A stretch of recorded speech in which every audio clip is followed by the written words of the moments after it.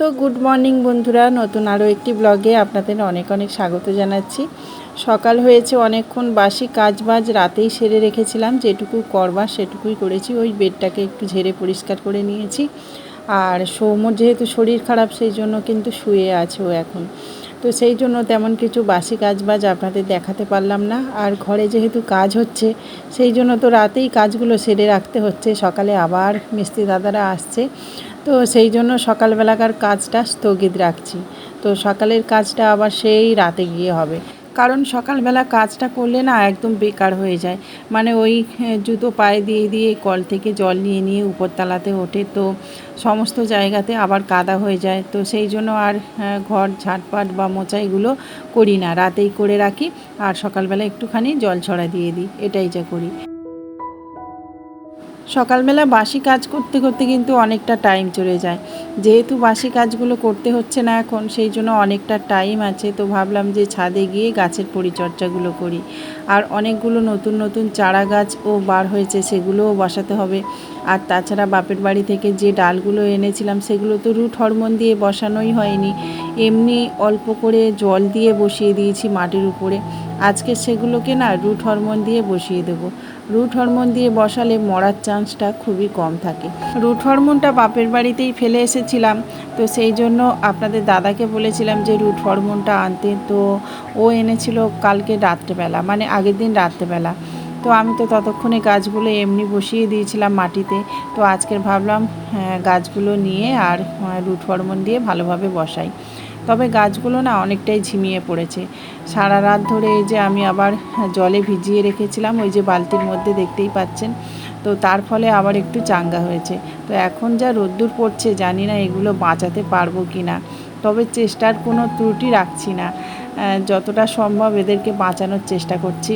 কত দূর থেকে বয়ে বয়ে এনেছি বলুন। আর আমি যে ওই বড় বড় টবগুলো আনলাম সিমেন্টের, ওগুলো কিন্তু আমি নিজে হাতে বানিয়েছি সিমেন্ট মাটি দিয়ে। দোতলার ছাদ যখন ফাঁকা ছিল, তখন কিন্তু আমি ছাদে কত কি গাছ চাষ করেছিলাম। তো সেখানে ছিল 12 রকম জবা গাছ, আরও অন্যান্য ধরনের ফুলের গাছ, ফলের গাছ, অনেক কিছুই ছিল। এখন যদিও হাফটা ছাদ হয়েছে, পুরো ছাদটা তো হয়নি, সুতরাং ছোট ছাদ হয়েছে। তো ছোটোর মধ্যে যেটুকু সম্ভব সেটুকুই করব, বেশি গাছপালা রাখবো না। তবে ওই যে বড় বড় টবগুলোতে আমি ভেবেছিলাম যে টগর গাছ দেব আর জবা গাছ দেব। আসলে আমার জবা ফুল আর টগর ফুলটাই বেশি লাগবে ঠাকুরের পুজো দেওয়ার জন্য। বন্ধুরা, এখন কিন্তু আমার ঘরের অবস্থা একদম অন্যরকম। সেই জন্যই আর কি বিশেষ করে বাসি কাজবাজ আমি রাতেই করছি, আর আপনাদের সাথে শেয়ারও করতে পারছি না। ঘর দোর একদম নোংরা হয়ে আছে, যেহেতু আমাদের প্লাস্টারের কাজগুলো হচ্ছে, তারপর সেই যে ইলেকট্রিকের কাজগুলো হয় দেয়াল কাটা, তো সেগুলোই হচ্ছে। তো সেগুলো করলে বুঝতেই পাচ্ছেন ঘর দোর একদম নোংরা চারিদিক হয়ে আছে। তো সেই জন্য আপনাদের সাথে কাজকর্ম কিছুই শেয়ার করতে পারছি না। এই গাছের পরিচর্যা, তারপর একটু রান্নাবান্না, এগুলোই শেয়ার করছি। আপনারা প্লিজ আমার সঙ্গে থাকবেন, পাশে থাকবেন। আর বাপের বাড়ি থেকে আসার পর থেকে শরীরটাও ভালো নেই, জানেন তো। মানে কিছু যেন করতে ইচ্ছা হচ্ছে না ঘরের কাজ। তো ওই বাইরে যেটুকু না করলেই নয় সেটুকুই করছি, আর রান্নাবান্নাটা করছি।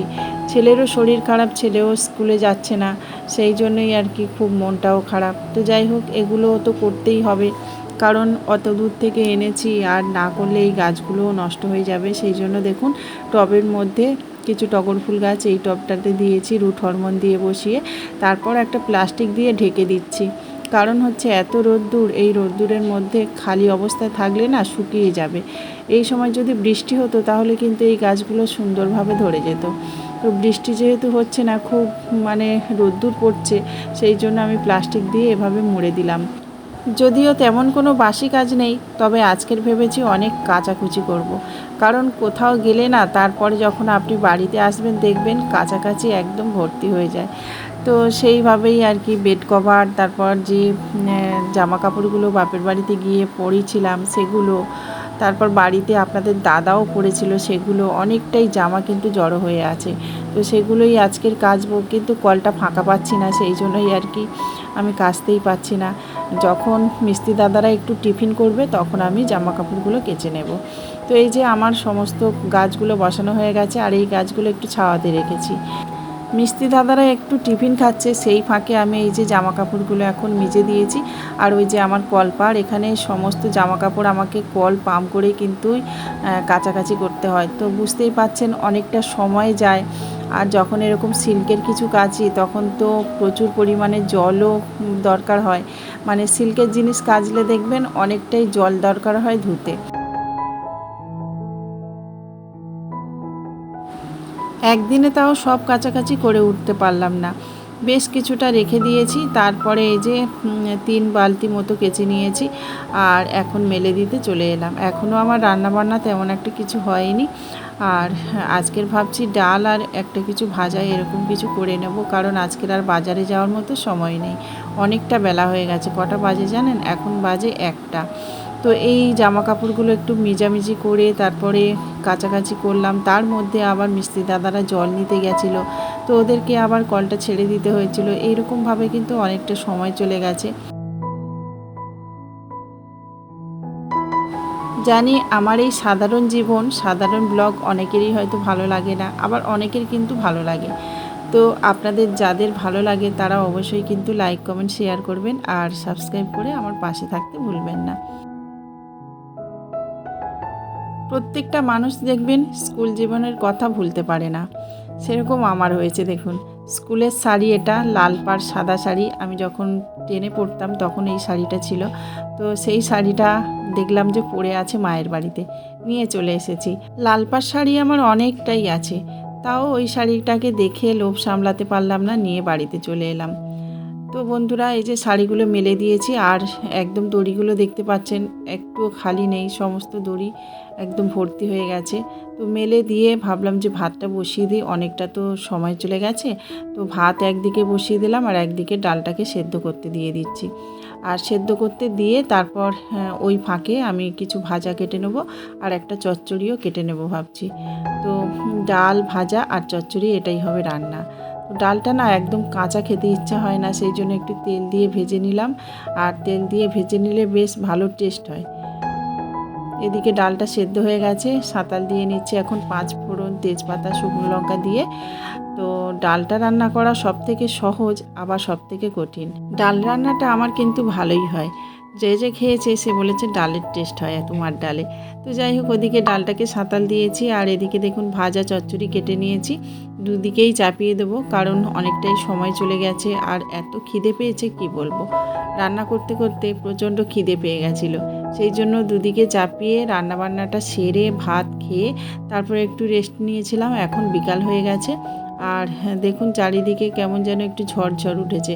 ভাবলাম যে একটু ছাদে থেকে ঘুরে আসি। তো এসেই দেখছি যেমনভাবে শাড়িগুলো মেলেছিলাম বা গামছা এগুলো মেলেছিলাম তেমনভাবে নেই, সব কিছু ওলটপালট হয়ে গেছে। তবে সব জামা কাপড় এখন শুকনো হয়নি, সেই জন্য সব জামা কাপড়গুলো তুলতে পারলাম না। যেগুলো শুকনো হয়েছে সেগুলোই তুললাম।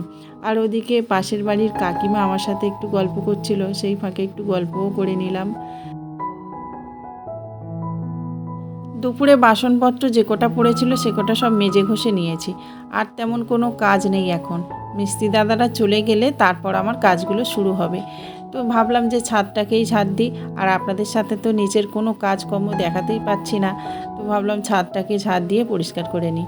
কালকের মানে আগের দিনে আমি কিছু গাছপালা তুলেছিলাম, সেগুলো একদম শুকনো হয়ে খড়খড়ি হয়ে গেছে দেখুন। আর তার সাথে সাথে ছাদটা নোংরা হয়ে গেছে।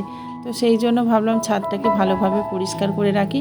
আর দেখুন প্রচণ্ড হাওয়া দিচ্ছে, মানে আমি এদিক দিয়ে ঝাড় দিয়ে যেই ওদিকে নিয়ে যাচ্ছি, এক হাওয়াতে এদিকে করে দিচ্ছি। কিভাবে যে ঝাড় দেবো সেটাই আমি ভেবে পাচ্ছি না। সকাল বিকেল গাছে জল দেওয়া একটা ডিউটি হয়ে গেছে আমার। তো সকালবেলা তো গাছে জল দিয়েছি, এখন বিকালবেলা সেই জন্য জল নিয়ে একবার ছাদে এসেছিলাম। আর সৌম্যও আসতে ভালোবাসে ছাদে, জানেন তো, মাঝে মধ্যেই চলে আসে ছাদে। তো ছাদে এসে আমরা মাঝে মধ্যে বসে থাকি, তারপর রাত্রে খাওয়া দাওয়ার পর এসে একটু শুয়ে থাকি, তারপরে আমরা নিচে গিয়ে শুয়ে পড়ি। তো এটাই করি। এখন ছাদটা হয়েছে মানে একটা মুক্ত নিঃশ্বাস নেওয়ার একটা জায়গা। তো এদিকে দেখুন আমার গাছপালাগুলো সকালবেলা তো ভালোভাবে রেখেছিলাম, কিন্তু কয়েকটা প্লাস্টিকের অভাবে এই কটা গাছ আর ঢাকনা দেওয়া হয়নি। সেই জন্য এখন কিছু প্লাস্টিক জোগাড় করে এনে এই যে ঢাকনা দিয়ে দিচ্ছি, তাতে কিন্তু গাছটা একদম মানে শুকনো হবে না, ভালোই থাকবে। আর এখন যেহেতু বৃষ্টি হচ্ছে না, সেই জন্য এরকমভাবে দিতেই হবে। তো চলুন এখন এই কাজগুলো করি। আর আজকের না দেখব যে আগে যে গাছগুলোকে এরকম করে বসিয়েছিলাম রুট হরমোন দিয়ে, সেটা ঠিকঠাক হয়েছে কিনা।